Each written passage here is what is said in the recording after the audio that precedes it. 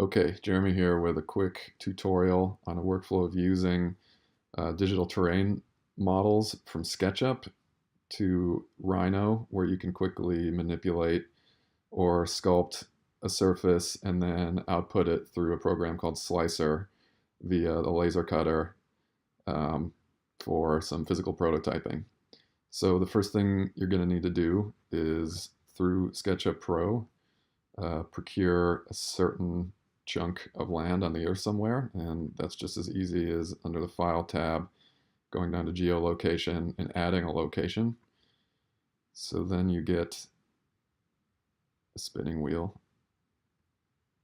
Then you get this new window here where you can search for specific locations or manually kind of pan around and find a specific center point on the crosshairs here. If you're somewhere outside of maybe something that's easily mapped or searched, you can always add the latitude and longitude. So this is a site that I'm going to be using today as an example, the Carrizo Plain. And we're going to say that our building lands there at the center. So if you keep zooming out, you can see that you're limited to a 2,000 square meter, or that's about a 6,000 square meter, or mile and a quarter by mile and a quarter maximum grab of land, which should be plenty. But I usually start with the biggest chunk that they give me. So once you're happy with that, you just click select region, and you can change the proportions of that if you need to, but I'm looking for the biggest chunk that I can get. Grab again, and it should pop up in your SketchUp file here. So what you don't see here is any kind of relief of the terrain. You actually have to turn that on after the fact by going to the file drop-down again, geolocation, and show terrain, and it magically pops into shape. And this is the end of your use of SketchUp here. So we're going to get this into Rhino so that we can give it thickness or start to sculpt it a little bit, and then export it for the final step. So to export, the best way to do this to get it into Rhino is File, Export 3D Model, pick a place, and you want to make sure it's an OBJ file. I've had the best luck with this. The other good option is 3ds, but I feel like the resolution is a little bit better here.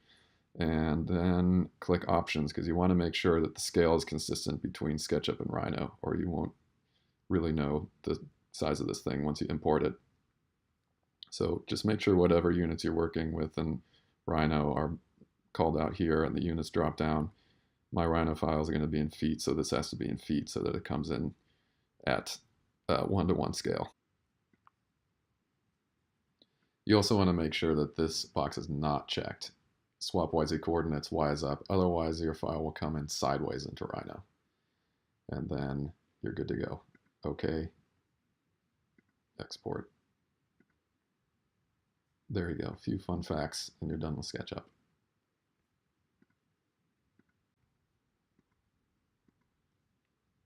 Okay, so open up Rhino, and the first thing you want to do is set your units. Again, these are in feet just to make sure.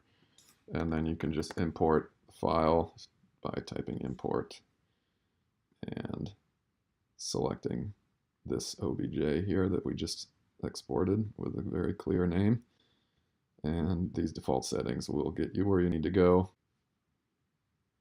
So the first thing I do at this point is to convert this mesh surface into a NURB surface. Now you could use the mesh surface, give it a thickness, and just export that directly for fabricating into a scale model. Obviously you would have scaled it first too.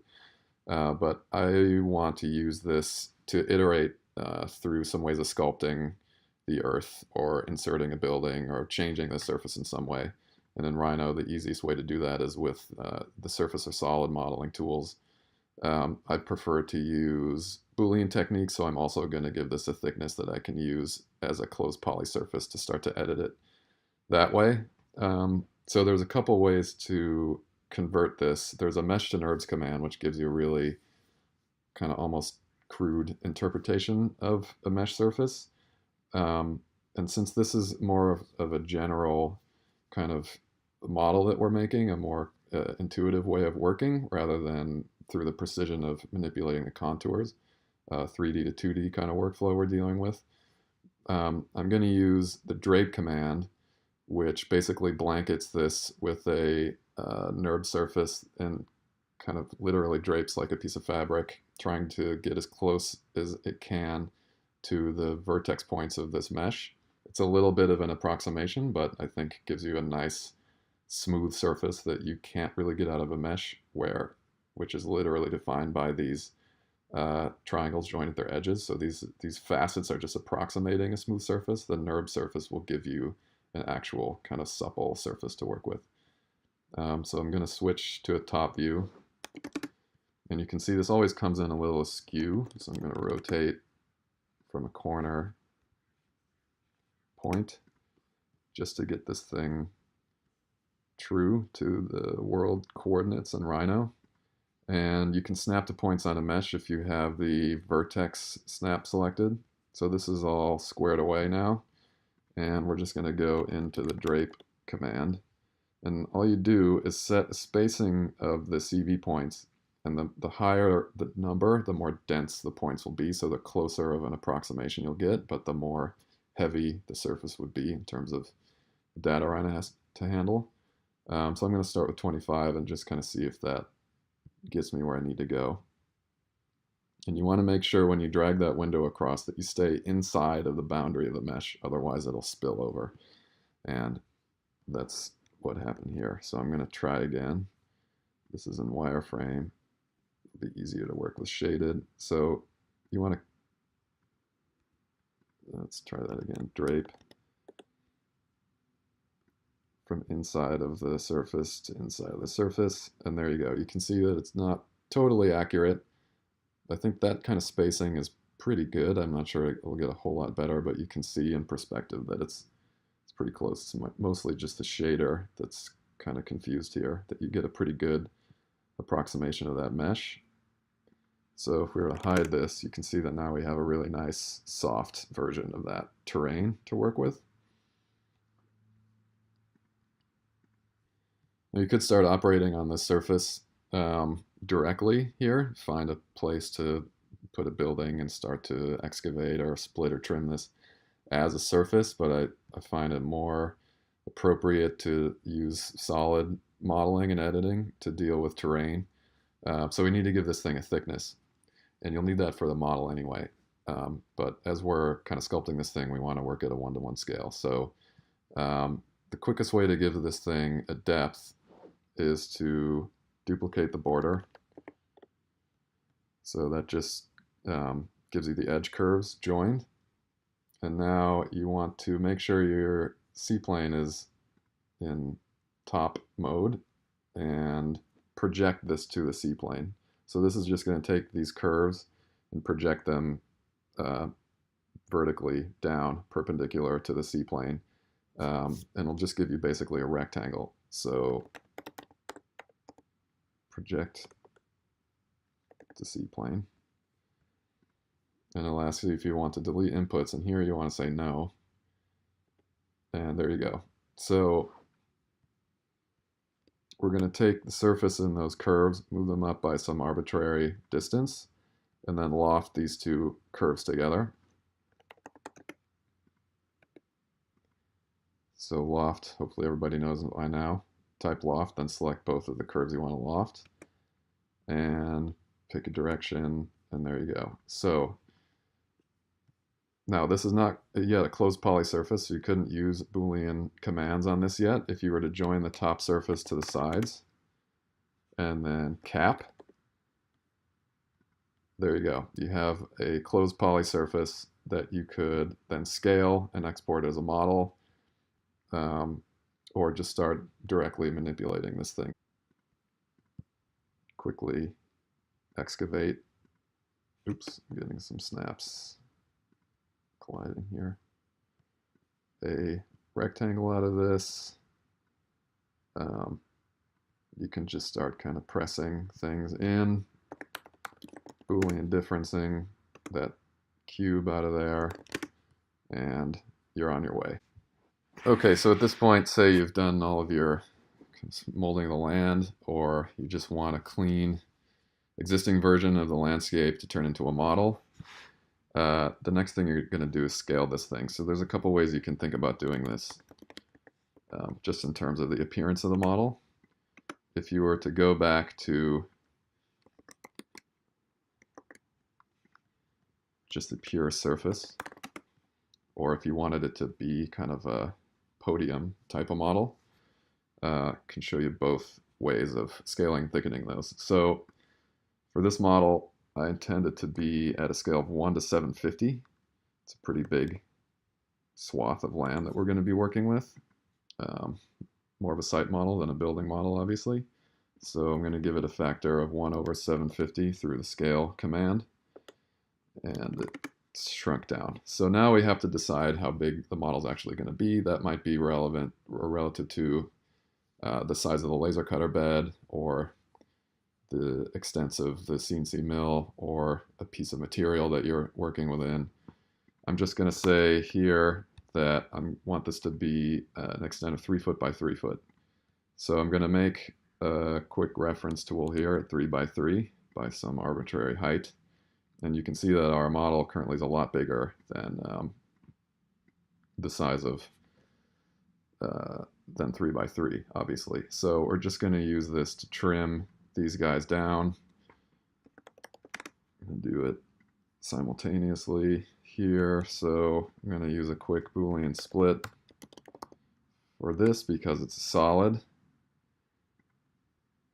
and a cutting tool. So we can just delete that now. You can see that's what we're left with, 3 by 3 at 1 to 750. And I'm going to trim this guy, cutting tool first, just trim that surface. All right, so now this guy already has a thickness, but maybe it's a little too deep. That could just be a waste of material. If you want to say from the lowest point, which appears to be this corner, that you only want it to be an inch thick, or let's say even 3/4. I would just quickly draw a 3/4 inch, that's 3/4 of a foot, since our units are feet, 3/4 inch line, and just use the underutilized move face command to take this bottom surface from this corner and snap it to that 3/4 inch line that we just drew. So that becomes pretty thin, but that's a lot more economical use of material there. Now for this surface version, we're just simply going to use the offset surface command. And this is the direction that it offsets, so we want it to go down, and give it a distance again of 0.75 inches. And it will do all of the work for us there. So now that we have these things scaled and cropped, we're ready to export these to use in Slicer, which is going to, in an automated kind of way, slice and dice this thing into 2D cut patterns that can be reassembled into 3D objects with a lot of other helpful tools built in. And Slicer wants a mesh again, so we're converting this back into a mesh. And the preferred format is an STL file, similar to 3D printing. So export selected is the command. You can type it in or find it in the file dropdown. And here is the dialog. You just want to change this file type to STL. It's down there. And, maybe name it a little more intelligently and export. So this tolerance basically is the maximum distance between this certain points on, or really any point on the NURB surface and a vertex of the mesh. So you just want to make sure that this is within reason here. So 0.01 feet would probably be easier, since we're working at scale, to have the units be in inches. All of these other presets, the default works pretty well, but this is the main one, this tolerance. So it's about how different the mesh can ultimately be from the surface. I usually have it set to 0.01 inches just to make sure it's a pretty tight mesh. 0.01 feet, we'll just call it 0.005 feet. And then you can always preview that to kind of visually inspect the difference there. But for the purposes of this terrain, I think that should be plenty. And then you're exporting it. These default settings are good, binary. export open objects. You wouldn't have any anyway. And then you're done with Rhino. Okay, so now we're moving into Slicer, which is a free program from Autodesk. I'll put the link here for the download somewhere. And you have to make an account with Autodesk to download it, but that's easy enough. It doesn't cost you anything. Okay, so once you have Slicer open, we're just going to simply import our model. One thing you have to do is change this up axis from Y to Z. Otherwise, again, it comes in sideways. And then here we are. So now object size, just want to confirm that what you see is what you get. So we need to change this to feet since our Rhino file was in feet. And make sure it's back at the original size since we already scaled it. We can control that better in Rhino than we can here. And here is our podium style terrain model as a mesh. So then the next thing you're going to do is set up the stock size. So this is this sheet of material that you're going to be cutting these from, whether it's a laser cutter or a mill or whatever it is to get these 2D profiles cut, or by hand even. But the thing to remember here is that if you're, for example, our 3 foot by 3 foot extent here is bigger than the laser cutter. So if we were to give the manufacturer settings an 18 by 32 dimension, then it would not be able to compute this. So the size of the model can't be actually bigger than the size of the stock that you're using. So we're going to pretend that we have a 3 foot by 3 foot laser cutter here, make a custom setting here. So these are the important settings that you have to deal with here. We're going to use inches to describe this. So this has to be 36 by 36 at least. We're actually going to bump that up for the sake of this exercise so that it has a little bit of wiggle room. Now this thickness is not just reading the sticker on the material that you're using. You're going to need to actually get a pair of calipers and measure this really precisely, because any difference between this dimension and the physical dimension of the material will cause the model to distort in reality. So you want to measure that as closely as you can. We're going to say that this is something like cardboard, say an HN thick. The last useful parameter here in your material settings is the slot offset value. So this basically is your tolerance for fitting a waffle type of model together. So where the two pieces slot together, this value gives you a little extra wiggle room. Now if this were 0, it would just basically make the slot width the exact thickness of the material. And if you measure this really precisely, you have a 0 tolerance fit, which is something that you don't want, especially if you're using something like acrylic, where it can be really brittle and might crack if you have to force the pieces together at the slot. So regardless, you want to kind of test the fitting of these slots on a waffle type model before you go into full production. And I would suggest starting at least 0.01 and seeing if that's too tight or too loose and adjusting that until you get a nice tight fit that you can assemble really easily. Again, the more parts of a waffle you have, the harder that's going to be. Excuse me. So you want a little bit of wiggle room. And that's how you can control that. So we're done there, and we select our new custom material, and we're ready to pick a construction technique. I'm going to start with the classic topo model, stack slices. And you can see it quickly does the math for you. We can see that we have 17 3-foot sheets. This is, again, a pretty big model. 37 parts, so these are the individual layers, and it's done a lot of the work for us. If this were a taller model, another thing to notice is that these red lines will be etched layers in your file, and it gives you the profile of each layer above, so you have something to register to. But if you needed something more than that, you could have it kind of cut some dowel lines in there for you. So these are just registration dowels that you can use to assemble this thing in a really precise way so that the layers don't slip with glue. I don't think we're going to need that here. So if this were what you're aiming for out of this model, a nice quick topo, then all you need to do is get the cut file. So it's cut off on my screen here, but all the way at the bottom there's a Get Plans tab. You click that and you can see what it's going to give you here. So not only does it give you an index number, what order it goes in, from bottom being 1 to top, so all the way at whatever the maximum is.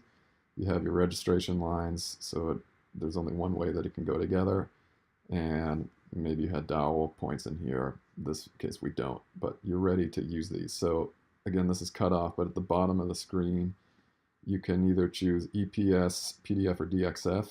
For laser cutting, I think DXF is best. File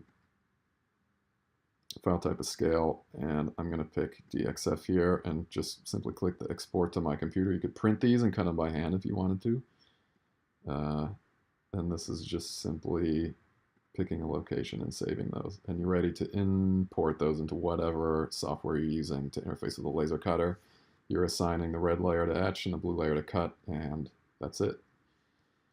So there's another useful way to export this, just depending again on the appearance of the model or the technique that you choose. So another one that I've used to some success are interlock slices. And you have to do a little extra work here. So this is basically a waffle style model where it gives you these little finger joints that these things kind of slide together with. And that's where that tolerance in these settings comes into play. But this is obviously not what we're looking for. You need to change the slice direction here. And this takes a little bit of guessing and isn't the nicest interface here. But basically, you just need to rotate these axes until it gives you the right orientation of the waffle. So I think I need to rotate this axis. So you want to select this axis to rotate, and then the easiest way is just to enter a number here. So now you see we're in the right direction where the fins are 90 degrees to each other, obviously, but vertical or perpendicular to the ground. So here are the other controls on the left. Slice distribution, I would say you'd want them to be equal. So 10 by 10, and there we go. We get our interlocked slice model. I'm not exactly sure what this notch factor does, but usually the presets work pretty well. There are no angles for these notches, so maybe just ignore that. And then you can kind of quickly inspect the result here and see that it's giving you the notches, a kind of index for the axis and the order. And that's really all you should need to get this thing together. Again, maybe a little experiment with that tolerance. But you can also see that it doesn't do any kind of efficient job of nesting these things. But that's something that you can easily do once you export and open it in your laser cutter interface CAD program, arrange these on a sheet. And this is, as you can see, a pretty economical way to get a very rough approximation of a surface. So, you know, what would you use this one for? Maybe you just use the waffle as a substrate to drape, say, a fiberglass layup or another hardened kind of fabric.